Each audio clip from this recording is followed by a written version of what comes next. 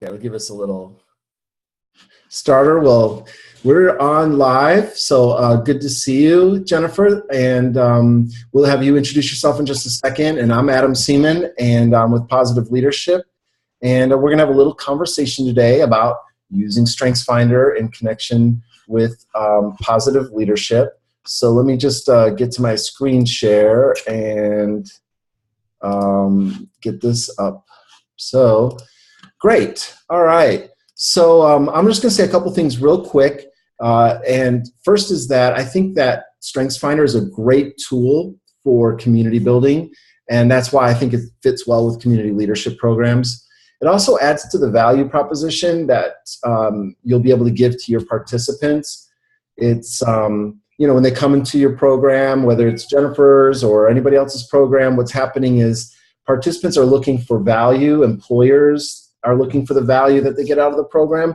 And so when they learn about StrengthsFinder, it'll be another tangible piece that they'll walk away with, a lot like with positive leadership. So that's good. And then it could also be used as a revenue generator.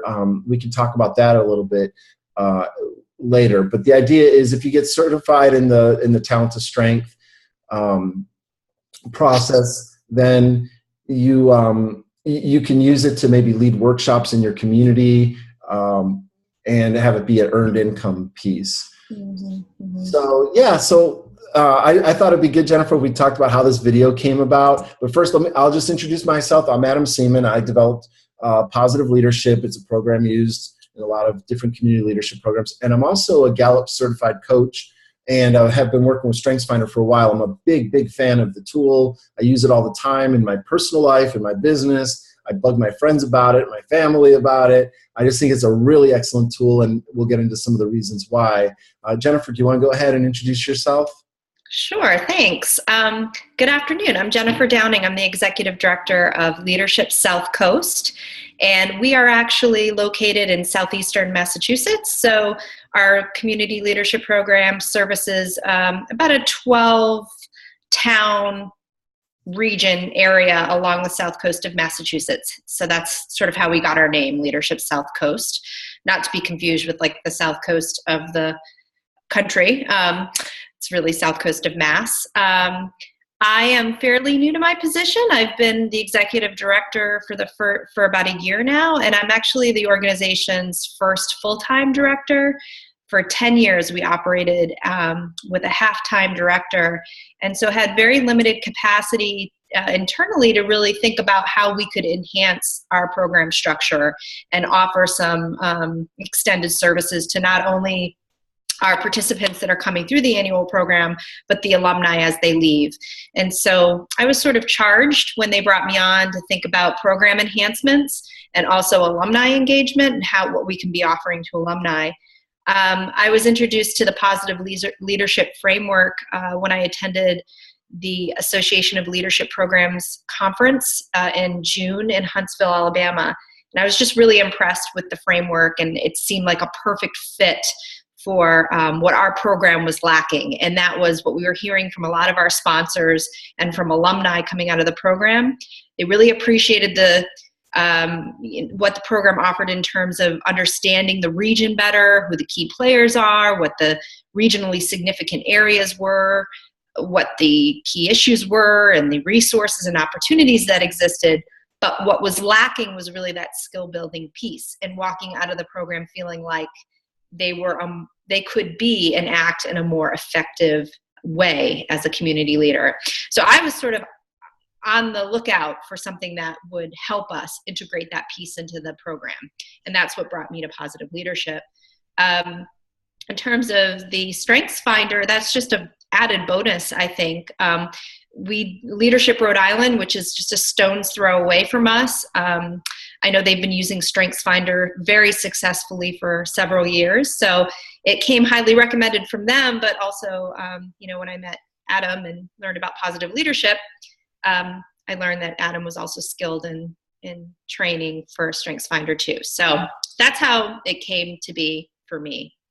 Great. Yeah. And we had a couple of interesting conversations, first talking about positive leadership, because you're getting it ready to start here in a couple of weeks, your first program as executive director. So you're introducing positive leadership. And then we started talking about StrengthsFinder, we had you take it, and we've talked through your profile.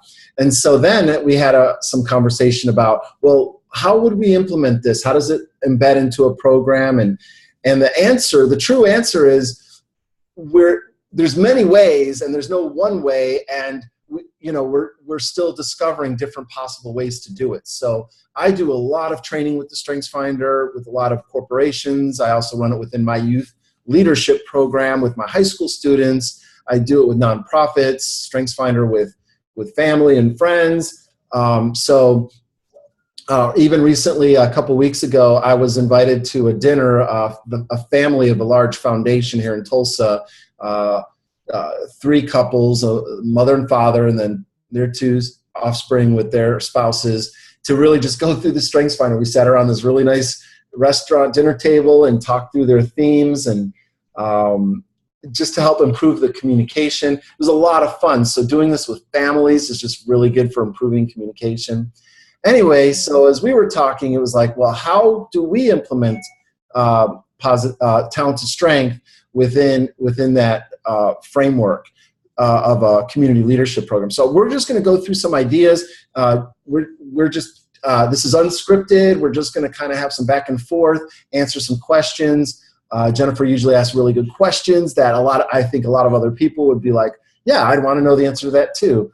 So let's see. Let's jump into it a little bit. The first thing I want to say, what is talent to strength, and what is its relationship to StrengthsFinder? So StrengthsFinder is the assessment tool that Gallup developed, and it is it's widely used. It just hit the 13 million mark of people who have used StrengthsFinder on this day, December 8th, 9th, here at 2015. So very widely used. A lot of people really like it, but my experience is people take the StrengthsFinder, and it's a lot like when they take other assessments where they're like, well, yeah, that was interesting, but I don't really know what to do with the results. And so that's what talent to strength is. Talent to strength is a way to apply the StrengthsFinder insights and to make the tool more applicable to people, and to show how it really plays out in our day-to-day lives. A lot of people, they just take it and they don't even know their top 5. They don't remember what their top 5 are. And so talent to strength is a way to really bring it to life. And what's the relationship between talent to strength and positive leadership? Well, the relationship is they complement each other. They fit together well. But I didn't know that at first. I developed positive leadership over the last 10 years, sort of separately as a passion and an interest, and it started to grow, and other programs began using it. And then separately, I started to use the talent to strength. So yeah, we lost Jennifer real quick, but we got you back. So welcome back. So I was just explaining how they were developed separately, positive leadership and talent to strength, but it really became abundantly clear that they are way more of a complement to each other. And the way I think it should work is that positive leadership should really be the main foundation for the curriculum you introduce into your program. And talent to strength sort of rests on top of it.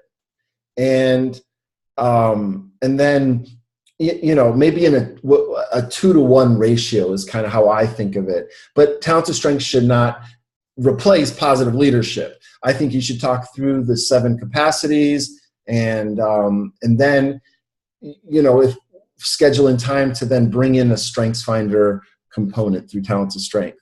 So, does that make sense? Is that pretty? Yeah, it does. Clear? Good. Yeah. Good. Let me just make sure. Let me just stop the share for a minute, just to get our videos resynced. So, okay. So, I guess let's see. So this conversation is really about implementing positive talent to strength in a program that already uses positive leadership. So some things that I think are important, Jennifer, we didn't talk about this yet, but just some of the things I think would be important is, one, obviously having comfort facilitating groups.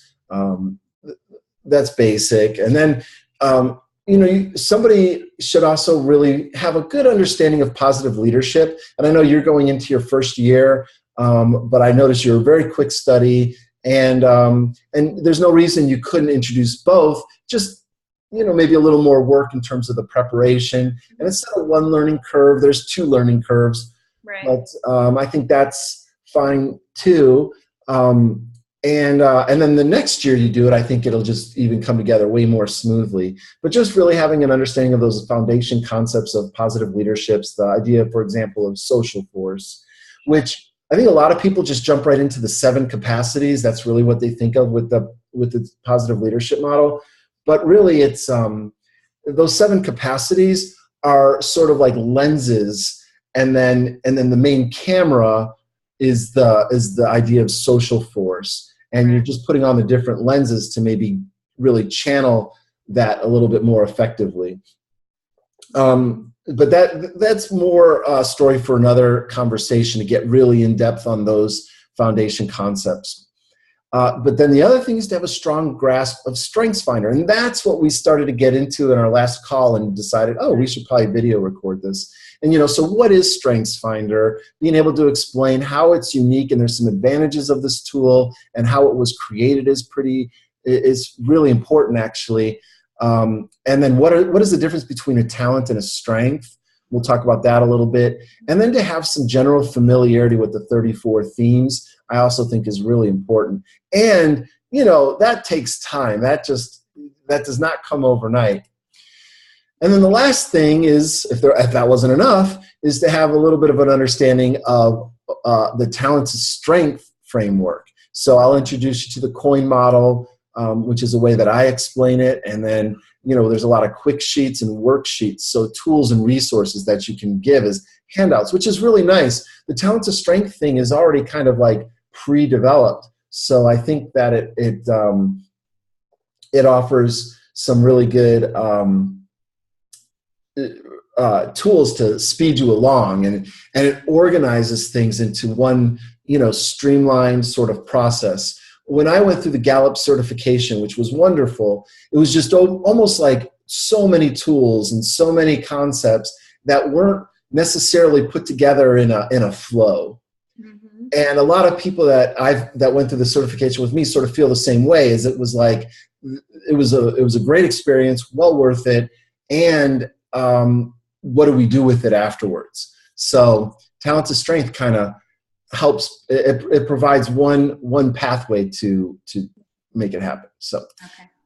Good. So then there's some other things that you need to know how to do, like how to purchase the StrengthsFinder and how to distribute the codes, how to prepare materials, and then creating some lesson plans. Yeah. So yeah, which I've already purchased my codes. Very good. Yeah. So not too hard to do, right? No, that was quite easy. I think for me, it's the the prep and the lesson plans, the real meat. That's going to be, I think, the challenge and what I'm interested to learn from you. So, yeah, very good. And the main thing is you go to GallupStrengthsCenter.com, GallupStrengthsPluralCenter.com. You create an account. If you've already taken StrengthsFinder, you already have an account set up, and then you go to their store, and then you buy the codes, the number of codes you need. And then there's some tools on the website there for helping to keep track of people who've taken it and so forth. So what we'll do now is maybe shuffling my screens here. We'll get into a little bit about how I go about talking about StrengthsFinder when I do workshops. So we'll just come back to the PowerPoint here. Let's see. The first thing I do, of course, is I introduce myself, and they're already going to know you, so you can edit that or create your own slide or do whatever. Maybe have your own guest speaker. If you have a guest speaker coming and talk about it, obviously have them introduce themselves. But then what I'm really trying to do up front is kind of make a connection to StrengthsFinder in a way that's meaningful for them. So there's a couple of ways that I do that. The first way, and I don't know if we got into this one last time, but I like to talk about it in terms of emotional intelligence, because I think we all recognize the importance of that in success within our organizations where we work, but even like within community leadership and how we work with people. So just how important it is. So the 4 sort of main aspects of emotional intelligence are self-awareness. That's sort of the foundation point for the emotional intelligence model. The idea that you have to be aware of yourself, know your qualities, know what's important to you, your values, understanding your emotions and how they affect you, understanding those things that trigger you or, set you off, get you down the wrong path, or things that you like or what you're looking for. Just all of that inward kind of self-knowledge. And we know what happens when people aren't self-aware. They're kind of like, loose cannons, and we don't really find them to be as credible. If someone doesn't demonstrate self-awareness, it makes us wonder, if they're clueless or whatever. We all know that person who's sort of like not very self-aware, right? Okay, so that self-awareness piece, there's a lot more to it, and especially like in the authenticity chapter, there's a lot around self-awareness within the positive leadership model. So we teach that. And then self-awareness sets the stage for 2 things. The first thing is, if I'm aware of myself, I can manage myself better. This is, kind of like with children growing up, they don't really understand self-management, but we're trying to teach them manners and how to control their temper and things like that. And if you can't do that as an adult, you're going to face the consequences. If you can't manage, we've all had those experiences too, where it's like, gosh, I lost my cool, or I lost my composure. So it's really important that we manage ourselves to be effective socially. But the other thing that self-awareness leads to is social awareness. The idea that if I understand myself and what motivates me, I can also be thoughtful about what motivates other people? What are their feelings? I realize that I feel this way about it, but maybe other people feel differently about it. You understand that other people have their own inner life, which is kind of, we'll get to that in a minute. But that social awareness that other people also have their inner lives and that affects them. And if we understand how our emotions affect us, maybe we'll be better at understanding how other people's emotions affect them. Very important stuff. So self-awareness leads to social management and social awareness. And those 2, self-management and social awareness, allow us to do something very important, and that is the social management. This piece up here, where it's how do we get the relationships to work out? How do we create alignment, which is a very important aspect of the positive leadership model, is creating alignment as opposed to drama. Drama is that thing that just distracts us and things are going down the wrong way, and we invest a lot of energy, and we may never be able to get that relationship to work out right, and so then we don't work together well, and the outcomes we want to produce don't get produced. So social management is really important. So just in this slide, you can see how this aligns with the goal of positive leadership and behind being a more effective community leader and those competencies we need to strengthen.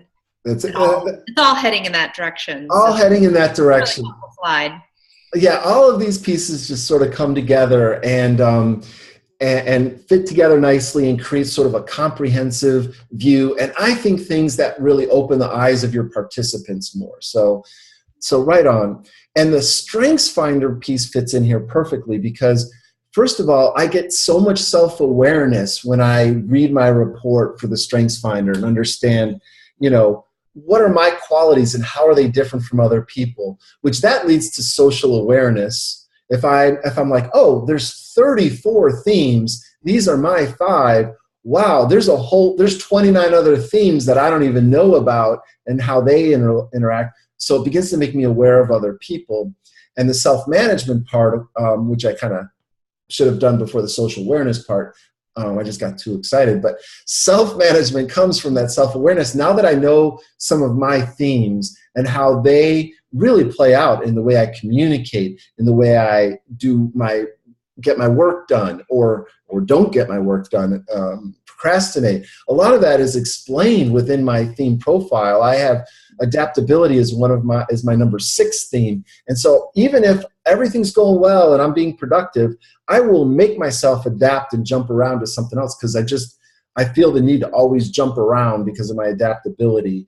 And I need to constantly shift my focus. Otherwise, I just go a little stir crazy. Well, and I really can't keep my focus on just one thing, even if I've tried. So it helps explain that, but then it also helps me see the benefits of it too, which is nice because, the StrengthsFinder is a positive tool. It's not critical, even though it points out some areas that we might want to manage better, but it's overall a positive tool.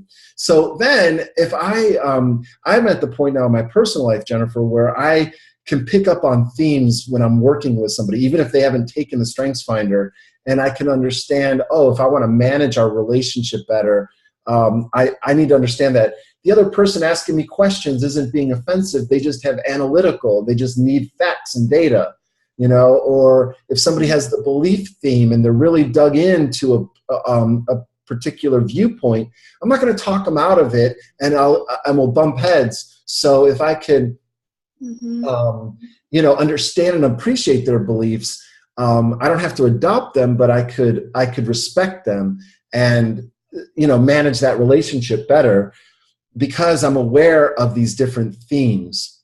So that's how, that's one way to introduce a StrengthsFinder is by not introducing StrengthsFinder, by introducing emotional intelligence first, because I think when people hear this model, they're like, that makes sense. Yes, this is a really nice way to look at things. And then you say, well, StrengthsFinder will strengthen you in all 4 of these areas. Right.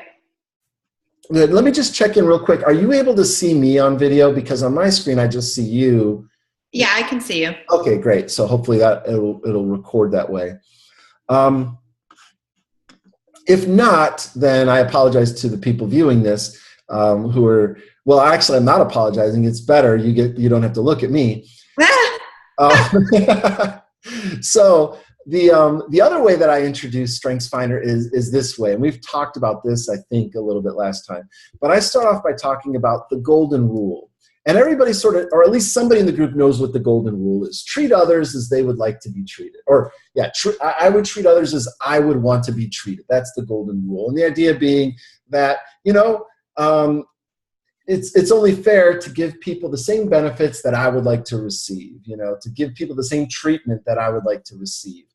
But there is one problem with the golden rule, and I just pose it that way. I say that there's a problem with the golden rule. What is the golden rule?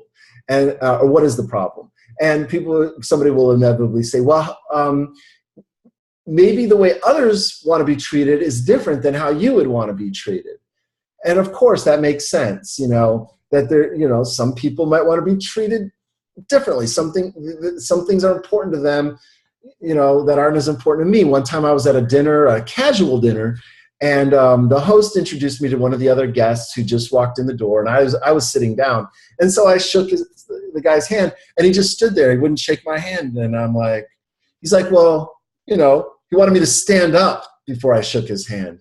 So I personally wouldn't care. If somebody was sitting there, I wouldn't want them to get up. I'd be like, yeah, let them sit down, and I'd shake their hand. But this guy, he wanted to be treated differently than I would want to be treated, and I didn't know that. It was a little awkward. So, I can't remember if I did stand. I felt a little rebellious in that moment, but it was just an interesting thing. It just shows that people don't all want to be treated the same. So then if there's an upgrade to the golden rule, and so I'll ask people what that is, and somebody will say the platinum rule. And the platinum rule is to treat others as they would like to be treated. And the idea there is that then you can really customize and avoid those offenses, because if they want to be treated differently from you. Mm-hmm. Well, there's a problem with the platinum rule too. And somebody will inevitably say, yeah, you don't know how others want to be treated. And that's the point that I'm really trying to make. That's the little access point for talking about StrengthsFinder, is it's like when you know someone's top 5 themes, you can learn how they would like to be treated. And you know it's going to be almost inevitably a little different than how you would like to be treated, because the chance of us having the same themes is going to be very small. Right. So then I get into this article here, why dogs don't like to be hugged. And you're a dog person, and I'm a dog person, and we love our canine friends. So when I read this article, I'm like, what? You know, dogs don't like to be hugged. I've been hugging my dog all these years. Why not? What have I been doing wrong? And what the article says is that, you know, us as primates, you know, we show affection through hugs, through that embraces, and that's great. But when you think about it from a dog's perspective, you know, from a canine's perspective, if another creature, a big lumbering creature, comes along and puts his big paws on you, that's an act of dominance, right? Not affection. And so I would never have thought of it that way. Why wouldn't the dog want to be treated the way I would want to be treated? And then even though that's in general true about dog behavior, you know, dogs learn to be hugged and be cool with it, and so maybe they do like it. We don't know. Think about it. We condition them to start to like it. There you go. We train them. This is good. Yeah, right. Welcome to not their natural instinct. Not their natural instinct. You know, so I sort of then began to picture, how does my dog view me?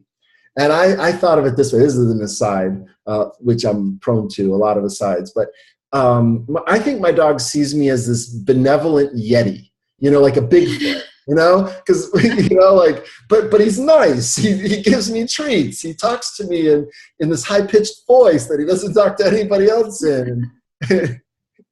And he calls me all these weird names. And anyway. So the idea here, as I read this article more, it referenced this biologist who developed a term to kind of get at this idea of we all have our self-worlds. Our dogs have their self-world, the lens through which they view everything, and their internal processes that we're not privy to. And then, you know, we have our own internal world. And he was a German biologist, so the term is Umwelt, that we all have our own Umwelt, or self-world. And this was really interesting to me, this idea that, yeah, you know, it's really true. I have this self-world. I go through my day-to-day. I don't even know the thoughts that are happening most of the time, you know. Every once in a while I'll stop myself and go, well, why am I thinking that? Or, you know, but there's just this ongoing conversation, things I'm paying attention to or distracted by, or things I want, things that frustrate me, things that make me happy. And it's just very alive inside of my head. And so that's what an Umwelt is. That's your self-world. You don't think to explain it. You're not, you know, if you're driving along with your spouse or significant other or a good friend, and they're like, what are you thinking? And you're like, oh, I'm just thinking this. It's probably really not what you're thinking, but if you were to say, oh, here's all of what I'm thinking, it would just be like, oh, that would be weird. That's a weird thought. I'm embarrassed to share that thought, or that makes no sense, or, oh, they're going to know I wasn't even paying attention to them if I, you know, just all this stuff. So we don't even share our self-worlds, but it's not just that we're withholding it, it's that we also don't even know our own self-worlds. Mm-hmm. We don't really think about it that way because it's been with us our whole life. It's like that whole fish swimming in water, and does the fish know that water exists because it's around them? So self-world. Then I came across this other idea. So I'm always adding layers to this. Sonder, there's this guy who came up with these like 33 obscure regrets, I think he calls them. And so he just made up these words to describe experiences. And you can check them out on YouTube. Like you could just type in the word Sonder on YouTube, and there'll be a little video that goes with each one of these. But Sonder, this one that he created, he defines it as the realization that other people are living lives that are as vivid and complex as our own lives are. Mm. You know, so when we're driving down the street and we see, and people are in our way and we're like, oh, that stupid driver, or, oh, they're going so slow, we just sort of discount them, and we don't realize that their world is as alive and as real for them as ours is to us, that their destination in getting there is as important to them as it is to us, that their need to talk on the phone while they're driving, you know, as displeasing as it is to me, they really need to have this conversation or feel that they do, just like when my phone rings and I talk about it when I'm driving, you know, but it's okay when I do it.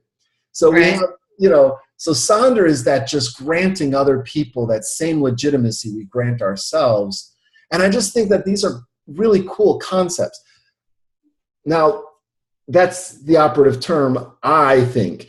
Other people may not be as interested in this. I don't know. I don't know, like, how did you find that as I was talking through this? Was it like, okay, what's the point? Or No, I think these are really great examples at getting at why the StrengthsFinder is such a valuable tool. I think this is all great. I'm actually kind of thinking through my mind. I mean, these are really your examples that you've discovered, but I kind of want to steal them, you know?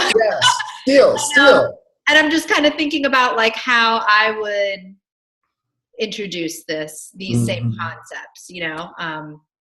But I think it's all great. I think they're just really great, easy to understand examples at getting at the value of this and the why.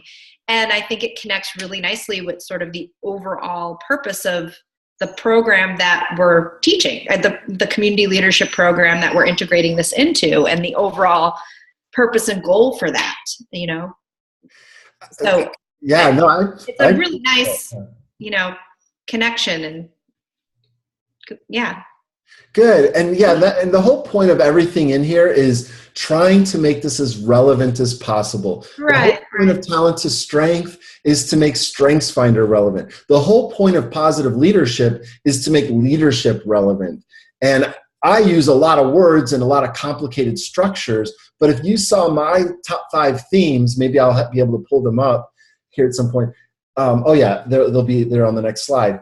It'll explain why I design my courses the way I do, and you would design them completely differently, and based on your themes and the way your mind works. And but for me, it's about providing that context and that relevance, and to go deeper, dig beneath the surface on these ideas.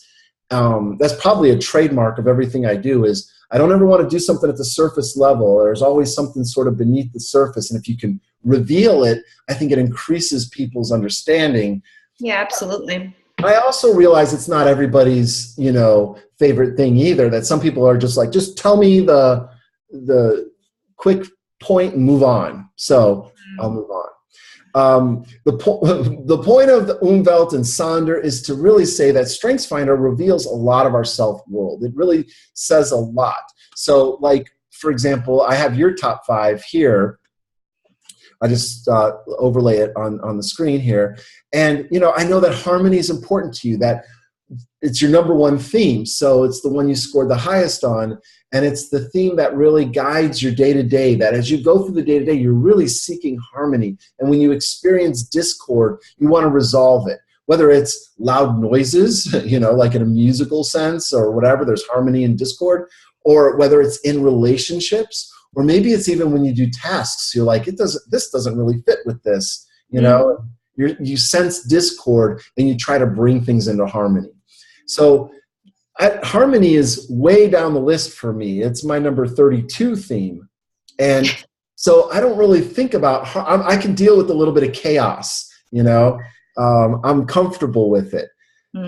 You have restored a very high, it's a desire to fix things. That's important to you. That's what you do in your day-to-day. I'm sure that's how your friends experience you, or your close relationships. They're like, Jennifer is a problem solver. Jennifer does, you know, when something's not working well, she's somebody who can help get it to work right. That's not how my friends view me. You know, when things aren't working well, I'm probably the most irate and the most frustrated, and I don't really fix things. I just move on. So these are just a couple of examples, and maybe we'll bring back your themes here in a little bit. But your self-world is different from my self-world, and it's a marvelous thing. And if I can appreciate what's going on in your self-world, I think it could help us manage our relationship better, get along better. I can help meet your needs. You can help meet my needs when you realize that we shouldn't treat each other the way we would want to be treated. We should treat each other the way each other wants to be treated, if that makes sense. Mm-hmm. It does. Good.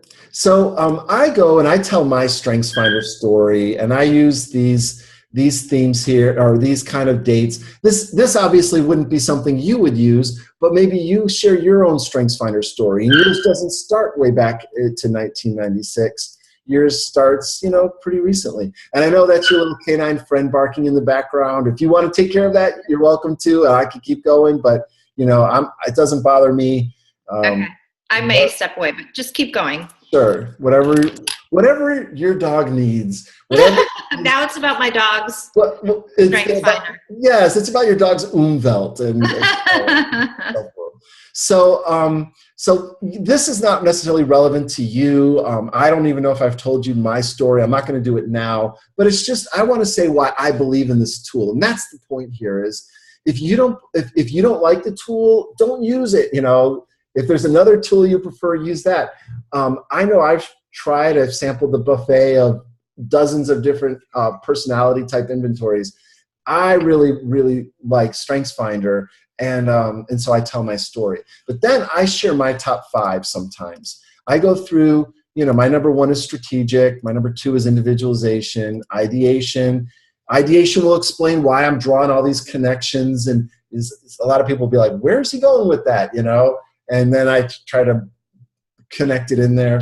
Intellection is the one that makes me want to kind of dig a little deeper. I don't like superficial kind of things. I like to understand things at a deeper level. Input is about me collecting things. What I collect are things that I consider to be useful. So these tools are part of my collection. StrengthsFinder, emotional intelligence, quotes, all these other things I collect because I deem them to be useful. If I didn't deem them to be useful, I wouldn't have collected them. So now I've collected them. It looks almost like I might have photographic memory on some things, because I'll remember a quote or I'll remember this or that. But I don't have any kind of photographic memory. It's just in my head, I sort of have replicated these in my mind so I can recall them quickly. So these are my themes and they explain me. So I share that as a little bit because there's something called the dyadic effect, which is when I share about me, you're more willing to share about you. So I want people in the context of your class to share what their themes are, to share their stories and to make those connections. So what I'm doing here is sort of modeling how StrengthsFinder is relevant to me and how it's increased my own self-awareness. So that's all I do there. So everything I offer here is just for people to consider. If you want to borrow it, feel free. If not, you can move on. Yeah. So what I do next is I kind of set the stage. I talk about purpose and outcomes. This is sort of like my agenda. And you'll see purpose, outcomes, methods is a model I use a lot in day-to-day life. And so I use it here. I use this to create alignment. I want to make sure we're aligned on the purpose. So I say to them, I want to help people leverage their StrengthsFinder results in their personal and professional lives. More the latter for me personally is what I'm interested in. But I want people to be able to use their results. That's why I do Talent to Strength. The outcomes I'm looking for is that you understand the nature of talents and strengths and how they're different. And then I want to deepen their knowledge and appreciation for the Clifton StrengthsFinder, because a lot of people are just going to see this as just one of those other assessments. There's DISC, there's Myers-Briggs, there's the Harry Potter, which character are you on Facebook thing. I mean, and they just sort of have it lumped all together. But I think if they really understood StrengthsFinder, they would appreciate it more because of how it's created, and we'll get into that. So Adam, just one quick clarifying question. So really we had talked about the agenda for my upcoming program orientation and kickoff retreat. And there's a section where I'm introducing positive leadership, and there's discussion and activity around that. And then we move into the introduction of StrengthsFinder. And it's almost like I'm introducing two concepts. Like I'm introducing the StrengthsFinder in terms of the tool. Mm-hmm. And then I'm also introducing your talent to strengths as the action step, right? How you utilize the tool. Is that correct? Yeah, I think so. I think that you are introducing two things, and so it could be an overload. But you have, I know on your agenda you have them coming in, I think on Friday evening, right? To kind of get to know each other a little bit, and then Saturday you have the whole day, and the purpose of the retreat is really to kind of get things kicked off, but it's really about building community, right? Like this is the first time that a lot of these people are going to be in the room together. Right. So it's about building community. And a lot of programs will use some kind of assessment at their retreat anyway. So I think, why not use StrengthsFinder? And right.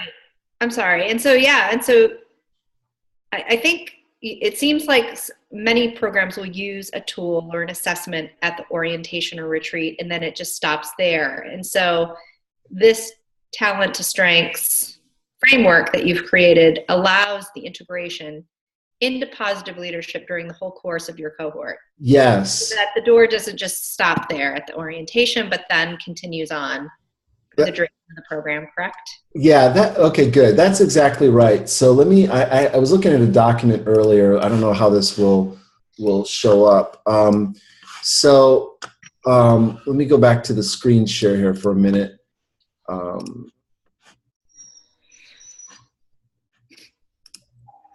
So I'm just sharing this one document. Hopefully it won't crowd the screen, but that's not the document I was looking for. You have a cat too now? Yeah. You do, really? Okay. I have a cat and a dog. And my cat is very dog-like. Oh. Okay, here we go. Okay, I found it. A cat-like dog, and that bought me enough time to find this one here. So, let's see.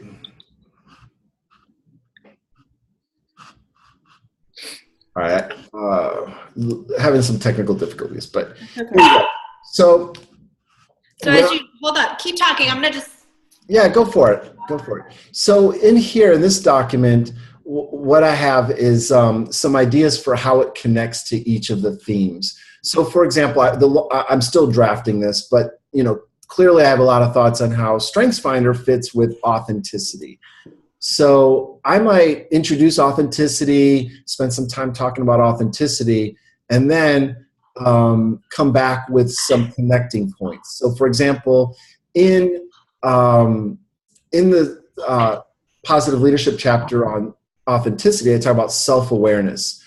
So I connect self-awareness to StrengthsFinder. When you truly understand your top 5 themes, you become more aware of the features that set you apart. And one of the things people most often say after taking the StrengthsFinder is they say, I always sensed this about myself, but I didn't have a word for this. Mm-hmm. And I didn't know other people didn't do it. I didn't know other people didn't naturally seek harmony all the time, because you do. And when you meet somebody who doesn't care about harmony, I would imagine for you, you're like, what? Are you just like, you don't care about getting along? You're willing to sacrifice the relationship? That makes no sense to me, and then you'll maybe meet someone like me, that you would say that about and go, okay, wow, this is how I'm different from other people. I connect StrengthsFinder to self-acceptance. So after we're self-aware, we have to come to grips with things about ourselves that we may not want to acknowledge. I have that ideation theme, and that makes me a little eccentric at times. Well, I wouldn't like it if someone said, Adam, you're a weirdo, you're eccentric. But now that I know that it's ideation is what can create that perception, because I come out of left field with things, or I'm always trying to do things differently. It's just the way I am. I don't know. I was always that way as a kid. And now I've sort of embraced that as like, yeah, that's just a quirky feature about myself. Will everybody like that feature? No, not everybody will. So they're not my people, and so I've learned to accept more about myself. That idea of jumping around, I said adaptability was my number 6 theme. And I always get frustrated with myself because why can't I focus like this person over here who's just really focused and and I get distracted. Well, I've learned that that's a feature of myself, and I accept that about myself, to know that that's what I like to do, and I need that in my environment. Find environments that allow that. Avoid environments that don't. So it's self-acceptance. But then I don't just get to stop there. I need to develop myself. So how can I take my themes and really take them further? Because it's almost like, like a tree. Your themes are kind of like the top of the tree. That's where you excel in those areas. And if you really work on those, you can get up on the skinny branches and you can really take it further than anybody else could who doesn't have those themes in their top 5. So you really have the chance to kind of like grow and take things to exceptional levels. If it's kind of the pathway to greatness in a way. Whereas society basically says, well, yeah, here are your strengths, but look at all these weaknesses, and you need to kind of get all them up to that level. Well, the energy I invest in those things, if I were to just recapture all that energy and put it into the things that I'm already great at, where could I go with it? And this is sort of like a real life strategy around self-development.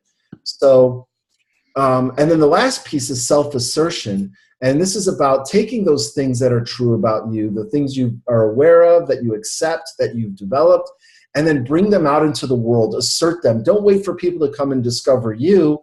Don't wait for someone to come and ask your opinion, but really bring them into the world to make a better place, because these are your contributions. Well, understanding your themes will help you to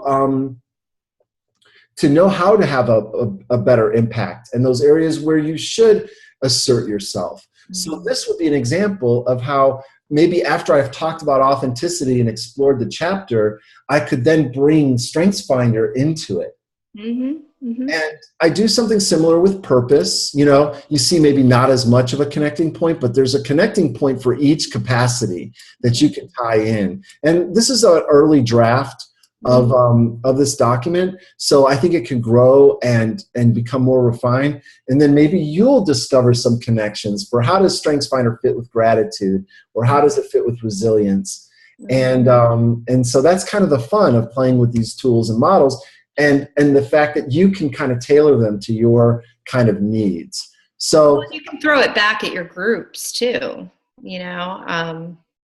Ask them how it connects. Ask them how they see the similarities between the competency that they're learning and the tool itself overall, or maybe some of their own strengths. I think that's fantastic, and that's the facilitator mindset. Ask your participants, and they'll surprise you and delight you with connections. I'm just going to get a little more light in here. I felt a little so, Adam, in terms of timing, I know that that the positive leadership piece is really supposed to be just an addition to your current program structure, and I know the program guide says, you should integrate no more than an hour of time, for the positive leadership piece. So do you kind of envision this as sort of like an additional 20-minute talk, or or just try to integrate it in so that you're only still spending about an hour of time on both frameworks? Yeah, well, you don't want it to be overkill. At the same time, you want to leave enough time. So what's your suggestion on that? Good. Well, so the first suggestion is don't do what I do, because when I get started on talking about positive leadership or talent to strength, I just keep going and going and going.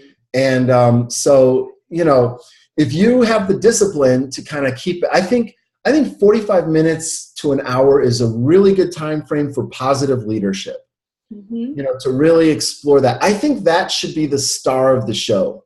Mm-hmm. Because it's a leadership program, that's why they're there, and it's about community leadership. And then I see StrengthsFinder as positive leadership as the main course, and then I see, you know, talent to strength as the dessert, the icing on the cake. So let's say your positive leadership piece runs long. Maybe you don't cover StrengthsFinder that month. You roll it over to the next month and make sure you cover it a little bit. So you don't have to do talent to strength at every program meeting. You could just maybe try it a couple times. But to your point early on in our conversation, where, you know, a lot of people do the assessments, whatever the assessment is, as one and done. You know, they never come back to it again. And usually that's because they don't have a framework for making it more relevant, or their purpose is really just to kind of, you know, get people to know each other. Right. And for me, that's not good enough. I want to take it deeper. So what does deeper look like? Well, it could look like maybe over the course of your program's 9 months? Mm-hmm. Okay. Well, so 10 months, but with graduation. But yeah. Okay. So maybe over the course of that time frame, you spend 3 hours on talent to strength, or 6 hours. You know, you could decide. I mean, you've got a budget of, you know, full days, maybe 8 hours per session times 9 main sessions, 72 hours. We're going to have this much for guest speakers, this much for site visits, this much for working on their class project if you do that kind of thing, this much for positive leadership, and this much for talent to strength. And you can kind of set those priorities, and you can do it over the course of the year. Now, positive leadership, I think you should do as a regular installment every month. And then maybe every other month you could do talent to strength. And when I show you the basic model, which I should do here next, and then once I introduce it, maybe that could be a stopping point, and then we could pick this up, because I want to be sensitive to your time. We're almost at an hour, and I know maybe the viewers too might be getting a little fatigued. Okay. When I show you the framework, it might give you some ideas on how to space it out. So I'm going to jump to that. Let me share the screen again. And so I'm going to skip a couple slides. Well, I'll tell you what we're skipping just so you can see. So I talk about some guiding principles around StrengthsFinder. You could just freeze the video at this point if you want to read those a little bit. But I talk through those. I use those as general things. Then I go into what is StrengthsFinder, and I think it's really important, and I should change that because it's 13 million now. Real quick, 1 in 278,000, that's the odds of someone having the same top 5 themes as you. And then 1 in 33 million is the odds of them having the same 5 in the same order. So really demonstrates how individualized this is. Then I go through this series of slides where I talk about the origins of StrengthsFinder, and I just have them visual here, but I could tell you the story, that kind of the words I say when I go through each slide. But this is about how StrengthsFinder developed. And this is Don Clifton, and this is meant as an homage. I mean, he created this great tool, and so I'm just so appreciative of him. He died, I think, in 2003. And a really important figure. I mean, it is called the Clifton StrengthsFinder. This would not exist if it wasn't for him. And I even share his top 5 themes, his diagram, and talk through that a little bit. But what I'm really trying to get to here is the slide after this. So I define talents and strengths. So can I make just a quick suggestion for future video that maybe we just kind of isolate the history piece, so that you can give a nice foundational history with your slides, which are so great. Because I think it's important. It's as part of the introduction that people trying to integrate this really have an understanding of the background. I think so to make sure we go back to that, but as a separate video, it might be nice just to have a background. Yeah, I think so. I would love to do that, and I know we're scheduled to do this again, so we could start with that. Yeah, it might be a good starting point. Yeah, I agree. And then, you know, maybe the videos don't have to be this long. Maybe we could chop them up into segments. But for now, this is the slide that I wanted to get to here. And so this overall is the coin model. And it's really busy, so I am going to try to do this thing again, but get it to, let's see, swap displays. All right, so I think this will look all right. So here's the overall coin model without any things written on it. So the idea is when you take the StrengthsFinder, you start here. It is telling your top 5 themes of talent. And a lot of people are surprised by this because they think because it's called StrengthsFinder that the results are your strengths. And that makes sense. And that's what I thought for like 2 years. I was like, these are my strengths. And then under a closer reading, I'm like, oh no, those aren't strengths. Those are my top 5 themes of talent. And we'll define what a theme of talent is, I guess, in this next video we'll do.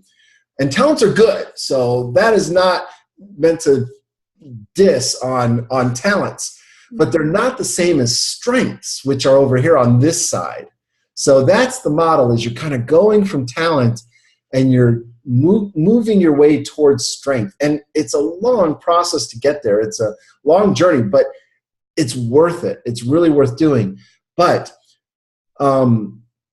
strengths are different from a talent. And so strengths are the goal and talents are the starting point. But why is it called StrengthsFinder? Because you find your strength by first identifying your talents. Mm-hmm. And talents are raw. They're mental reflexes. They're automatic ways of thinking and feeling and behaving that we didn't choose. We've sort of developed them over a lifetime of living and experiencing the world. So I think of talents as mental habits. Mental habits we have. And so because they're habits, they're very efficient. We don't have to spend a lot of time thinking about them. They just happen automatically. We just know what to do. And so in those ways, they're really good. They're fast, they're strong, they're educated because you've done trial and error over the course of your lifetime. So, but I would even think some of the talents are sort of instilled in us. You know, if your parents are instilling a quality or a trait in you that from the time you're a toddler on, it can become so you're conditioned almost, I think, in some way for some of these talents. Completely agree. So it's some combination of nature and nurture. You know, because you could have 2 twins and they're growing up in the same environment with the same parents and the same conditioning, but you might see different qualities emerge. So, you know, that's a rich discussion because I like to think about what are the origins of my themes. That's an exercise that I would do later with you could do with your participants, is you could say, once they understand their themes better, maybe a couple months down the road, you have them describe the origin stories of their themes. Where did you get it? Oh, I remember when I was 5 years old and I used to play these games and I really liked it. Or I grew up in a household where this was the thing, you know. And, you know, you might have harmony because you had a real volatile parent, a temperamental parent. Maybe you didn't. I don't know. I mean, you know, it's just a real interesting thing to think about, and I think something to make it a richer experience for your participants rather than just doing the StrengthsFinder, giving them their themes, and then never talking about it again. That would be one of the exercises you can come back to. Maybe it's nature, maybe it's nurture, maybe there's an origin story to it, maybe they don't remember or know.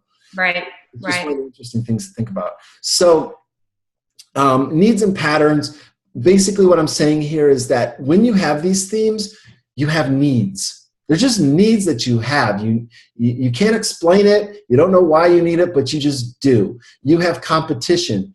You need to win. Why? Who cares? You just like it. I just like, you want to do well. And competition allows you to excel. And it drives you. And it's just a need you have. Done. You don't need to explain it to anybody as far as I'm concerned. It's a feature of Jennifer. And so because of that need, you develop patterns to go with that need. Patterns of how you think, patterns of things that feel good to you, or patterns of things that feel bad to you. For some people, competition feels bad. They're like, oh, no, I don't want to compete. Forget it. That's no fun. You're too competitive. For people with competition, it's fun. It makes you feel stronger, makes you feel better, especially when you have a really good competitor that elevates your competition. So it determines how you feel about things, how you think about things, and how you behave.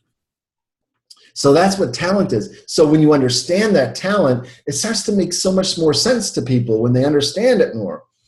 And that right there is a gift. Like right there, you've added value for people, because some people take the StrengthsFinder, they're like, oh yeah, that's interesting, and then they put it away. But through this process, you'll have them go a little more deeply into what it means, and that will be valuable just in and of itself. Mm-hmm, mm-hmm. So it launches us on our journey of the connect phase. And I won't go into these too in depth. Just I want to be sensitive to time, although you can tell I could talk about this forever. When we connect with our themes, what that means is we understand them. We've read through our reports. The Insight Guide is a really, really important report I mentioned to you last time that's available on the Gallup Strength Center website. And so I think you should print that off and give it to each of your participants, and you should make them read it. Just like sit down, give 15 minutes of silence, have them grab a pen and underline the phrases that really resonate for them, like you and I did. And so did you find that helpful when we did that? Yeah, very helpful. Because it took those 5 words, your harmony and your restorative and your responsibility and your activator and your competition. Is that right? Are those your top 5? I think so, yeah.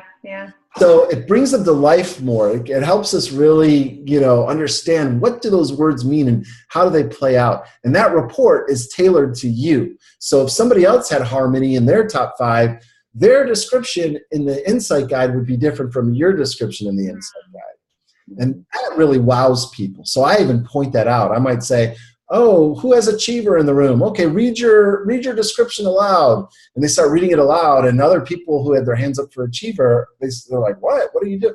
And then, it's like you're revealing that, oh, their description is different. People are really impressed by that, as they should be, because I think that really makes this a more meaningful experience for people because it's tailored to them.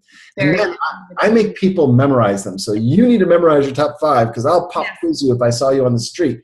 Hey, Jennifer, how's it going? What are your top 5?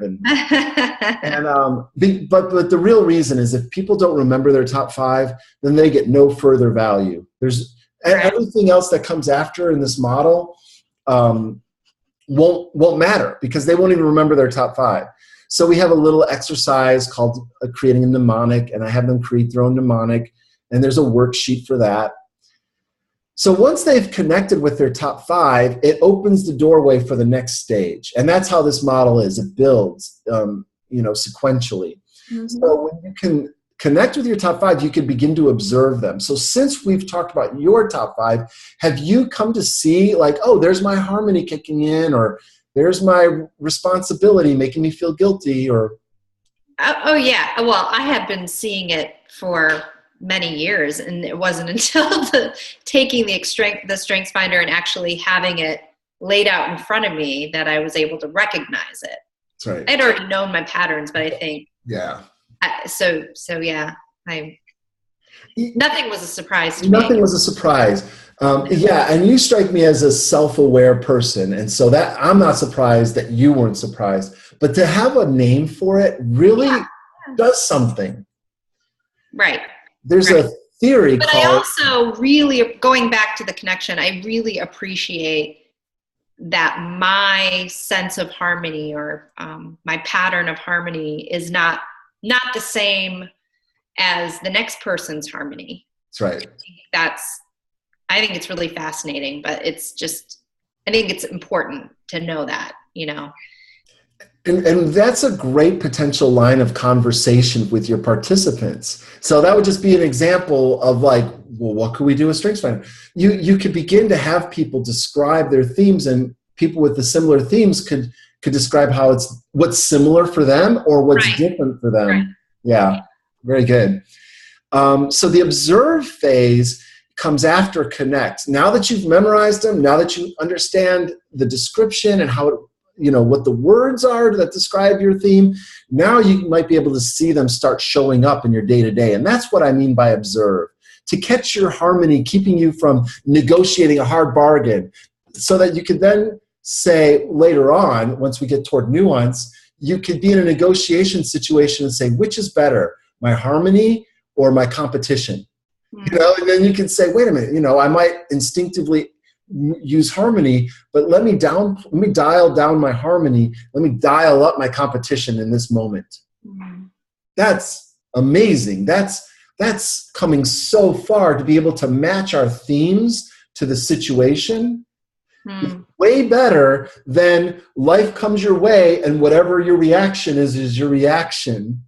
You can now say, life's coming my way. What is this? What is the best aspect of myself to bring to this situation?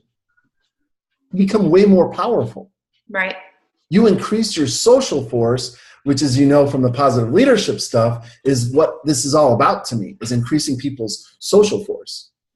Or to say, you know what, this situation calls for these qualities, and I'm clearly not the right person for the situation. Whereas maybe in an earlier day, you might have volunteered because your responsibility made you feel like you had to step up.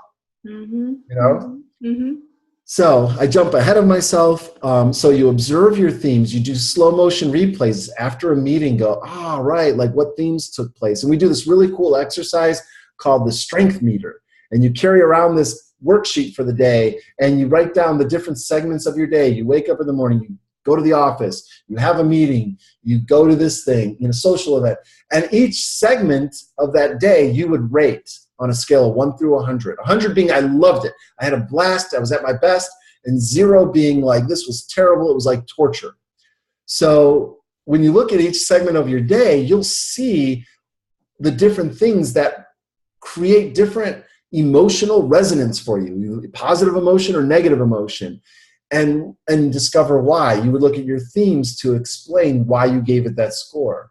I'm wondering, are some of your programs that are integrating the 2 frameworks, taking these exercises that you're describing? I know with positive leadership, they're expected to read the chapter on their own, come to the program day prepared to discuss, might even give them some reflection questions to do after they're reading and come prepared. Could you also give your class some of these exercises to do periodically? I do it before every program day, but to keep this framework, the talents of strength, on the radar for the whole cohort, you could give periodically, a month, an example like the one you're just describing, one of those activities, and that could be brought back to class and tagged on to the positive leadership discussion. That's exactly right. So I want to be totally transparent. There really isn't anybody applying talent to strength within their leadership program yet. There's a couple of programs I've talked to and they're started with it. And they said, Adam, I want to use StrengthsFinder in my program. How do we do it? And then I've sort of said, I don't know, here, try this. And I wrote like that little, I was reading from it earlier. I wrote a little guide and that's all. Yeah. So really, this is a bit of a pilot. Yes, you are the pilot. You are the guinea pig. So you will be the one to do it the best. You're the first. You win. So that's why I was really excited when we happened upon this conversation and you were willing to let me engage you in the conversation and capture it on video, is because this is starting to get that ball rolling. Great. So, all right. I want to be transparent. Well, that's kind of how I see some consistent integration into the program, and in a way that is conducive for the adult learner, not lecture, but hey, do your homework on your own. You're a responsible adult. Do this activity, and then let's come back and harvest and share and kind of explore. Exactly. And I think that's exactly right. The facilitative approach. I talk too much. I know that. So I am not the person you want to have come in, because I love to talk about it and I can't shut up about it. I think you will be much more able to facilitate it and draw on those adult learning principles that call on them to be adults about their learning process and to take control of their own learning and to do their own work. So very good. Just to finish out this model, I have the interrupt phase. So after you've observed your themes, you're going to notice, you're going to be like, oh gosh, that would have been really hard to not react the way I reacted. Like the pull of my theme to respond this way was so strong that there was no way I would have stopped it. But you replay, you do slow motion replay afterwards, you think about it, and you'll go, all right, but if I could have learned to interrupt that theme, by interrupt, I mean that theme is going to happen. That's not up for debate. Your themes are going to kick into full swing. But if you can learn to interrupt it, and earlier and earlier the interruption, the better you are. And over time, you might realize, oh, an hour later, oh, I volunteered for that thing. My responsibility kicked in, and I don't know why I volunteered for that. I already got too much on my plate. Wish I wouldn't have. Then maybe 10 minutes later, you'll realize it. Then maybe while it's happening, oh my gosh, I feel like I'm going to volunteer for this thing. And then, that's the learning to interrupt phase, earlier and earlier in the process. It's kind of like a semi going uphill. And, once that thing starts going downhill, there's no stopping it. Mm-hmm. So the sooner you can stop that thing from going uphill, the better. But that takes a lot of time, a lot of control, a lot of self-mastery. And it really takes understanding our themes, and that can only come from observing it. And observing it can only come from connecting to it. Mm-hmm. So now that's the interrupt phase, to catch and correct, because stopping it, eliminating it is not an option. The best you could do is catch it and then correct it. And the sooner you can catch it and the sooner you can correct it, the more you can create a good match. Catch it, correct it, or use it. Yes. You're right. Utilize it. Yes. Because you're going to decide, oh no, this is exactly how I need to be responding in this moment. And it's a perfect match. And that's why I don't think in terms of strengths and weaknesses like most people do. I don't even talk about weaknesses. I call them matches and mismatches. Because you are who you are. I am who I am. And I'm going to go through the day, and my strengths aren't disappearing. Kryptonite wasn't like unleashed on me and I became weak. It's just that the situation was not the right match for my strengths. Mm-hmm. And so it looks like a weakness because I'm out of my element. Right, right. You can't say that a fish's ability to swim is a weakness. When you put them on the land, you're like, oh, it's flopping around. Did its swimming strengths suddenly disappear? No, it's still a good swimmer. It's just not a good match for the environment it's in now when it's on land. Right. So that's how I view it. Anyway, so after we learn to interrupt, that's a really key thing, because maybe you never knew there was an option to harmony. Maybe you never knew there was an option to responsibility. I work with people to teach them how to say no to things, because it's a skill they haven't really learned. Mm-hmm. But here's the thing.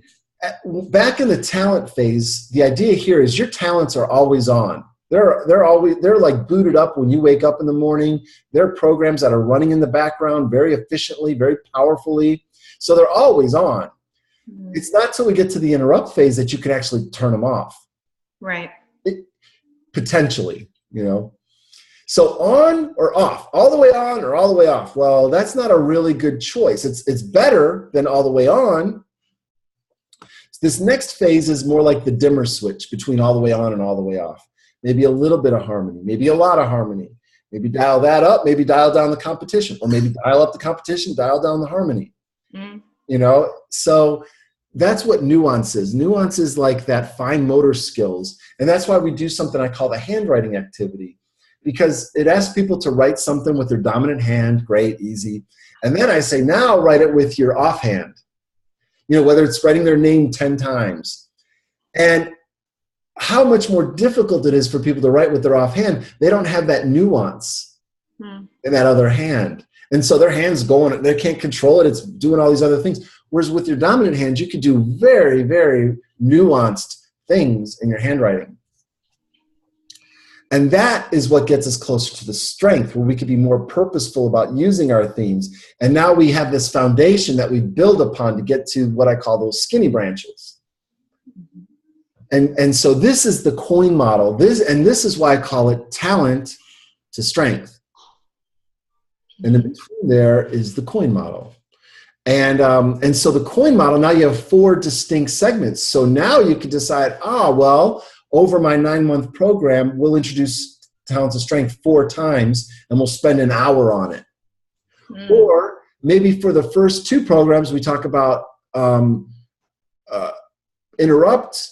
Maybe the next 2 we talk, or I'm sorry, talent. The next 2 we talk about connect. The next 2 we talk about observe. And you can distribute it that way. Right.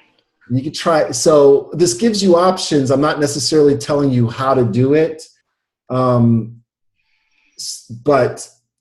we'll treat this as an experiment. Yeah. I